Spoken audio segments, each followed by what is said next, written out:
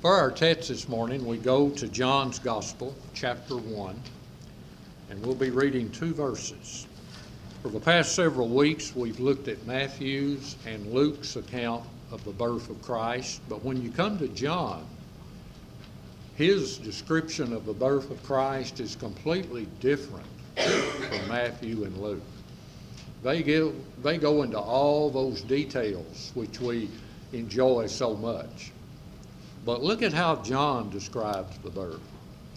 John 1:1, in the beginning was the Word, and the Word was with God, and the Word was God. Now drop down to verse 14, and look at what the Word did. And the Word became flesh, and dwelt among us, and we beheld his glory, the glory as of the only begotten of the Father, full of grace and truth. And may God bless the reading of his precious word today. Back in 1969, the story of Frosty the Snowman was shown on television as a special in prime time for the very first time. It was so popular that it's still being shown every Christmas in prime time 50 years later. In that story, in case you've forgotten, Frosty the Snowman would come to life whenever a magic hat would be placed upon his head. Now, Frosty coming to life made the children very happy, and it made Frosty very happy. But Frosty coming to life also brought to Frosty some problems and some trouble. The biggest problem he faced was rising temperatures that threatened to melt him. And then in the story there was that evil magician who stole his hat and locked him up in Chad Kennedy's greenhouse. And you know that a greenhouse is not a good place for a snowman to be. Now you're wondering, I know because I can read minds, what in the world does that have to do with God becoming flesh and living as a man here on earth? Well, let me tell you. When God came to earth as a man, he opened himself up to a lot of problems and a lot of trouble. Now, God as a man didn't have to deal with melting or a magician stealing a magic hat. No, he had to deal with a lot more and a lot worse problems. And today, let's look at a few of them. First of all, by coming to life here on earth, danger came to him. At his very arrival and appearance on earth, danger was already facing him in the person of King Herod. And then throughout his ministry on earth, he continued to face danger. He faced danger from the religious leaders. He faced danger from the Roman government. He faced danger from even his hometown, and he faced danger from even within his own team of 12 disciples. Now, up in heaven, does God ever face any danger? Of course not. Of course not. But when he came here to earth as one of us, danger came to him. Then secondly, by coming to life on earth, dependence came to him. When he entered earth, he was totally dependent on Joseph and Mary for everything. He had to depend on them for his food, his clothing, his shelter, his protection, you name it. You name it, and he was dependent on someone else to do it for him and for someone else to give it to him. Now up in heaven, is God ever dependent on anyone for anything? In heaven, does he have to rely on someone to do something for him that he can't do? Does he have to depend on someone to give him something that he can't take? Well, of course not. But when he came here, as a man on earth, he opened himself up to that dependence. And then thirdly, by coming to life on earth, disrespect came to him. Here on earth, he was disrespected throughout his life. At his very birth, he was viewed as an illegitimate child who was born out of an act of immorality. And then later on throughout his life, he was treated with rudeness and crudeness, being slighted, slandered, and slurred at every turn on many occasions. Now up in heaven, is God ever disrespected? Ever treated rudely and crudely? Ever slighted, slurred, or slandered? Not on your life. In heaven, he's always revered and respected, always admired and adored, always praised and worshiped, always glorified and honored, but not down here on earth. For when he came to life here, disrespect came to him. And then, when he came to life on earth, disobedience came to him. Here on earth, he was constantly and consistently disobeyed. He would issue his teachings and commands, and they would be disobeyed on a consistent basis. The vast majority of the time, the people would obey him either by defying him or many times by simply ignoring him.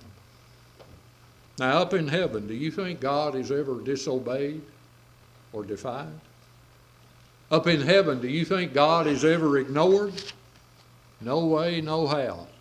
In heaven, his commands are always obeyed without any defiance, any disagreement, any delay, or any discussion. In heaven, when he says hop, everybody hops, but not here on earth. When he came to life here, he opened himself up to disobedience. And then when he came to earth, depravity came to him.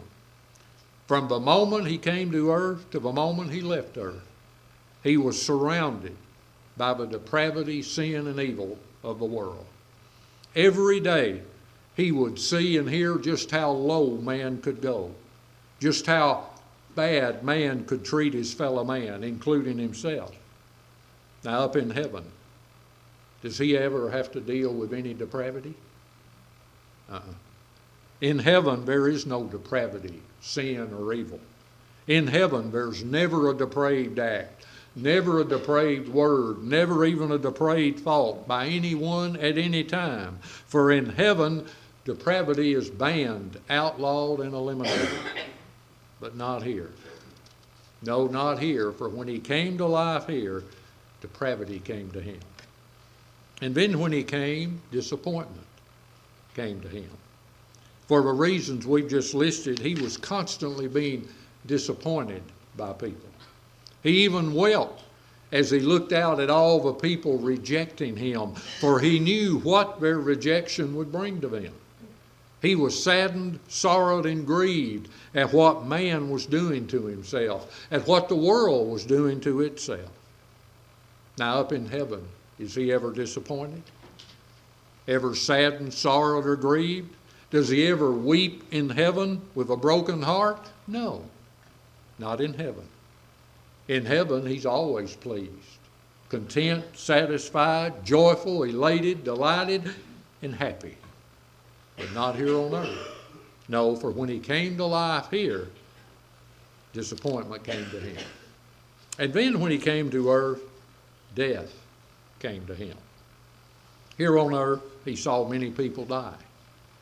He watched his beloved earthly father Joseph die. He watched his beloved cousin, the mighty John the Baptist, die. And then during his time here, he saw many other people die. But there was one other person he saw die. And who was that? Himself. Himself. Think about this, folks. Almighty God, all-powerful God, all-knowing God, all-everything God, and he came to earth as a man to die as a man. You want to wrap your head and heart around something? Wrap it around that. God himself came to die. How staggering, how stunning and shocking that is. How amazing and astonishing that is. But up in heaven, does he ever deal with death? Of course not. No death in heaven. Saints don't die in heaven. Angels don't die in heaven, and he sure doesn't die in heaven. Death doesn't take place or exist in heaven. But when he came down here to life on earth, death came to him.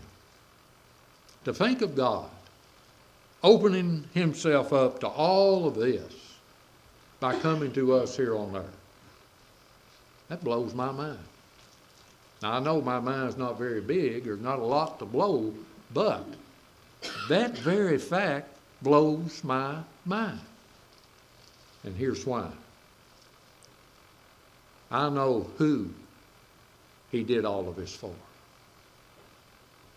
And I know why he did all of this for who he did it for. You see, folks, he did all of this for me. And he did it all for me because he loves me. And you know what? The same is true of you. And you, and you, and you, and you, and you, and even these folks back here. He did it all for us because he loves us. So, in light of that, why would anyone not come to the one who came to heaven for them? Why would anyone not open themselves up to the one who opened himself up to all of this for them? Why not? There is no good right answer to that.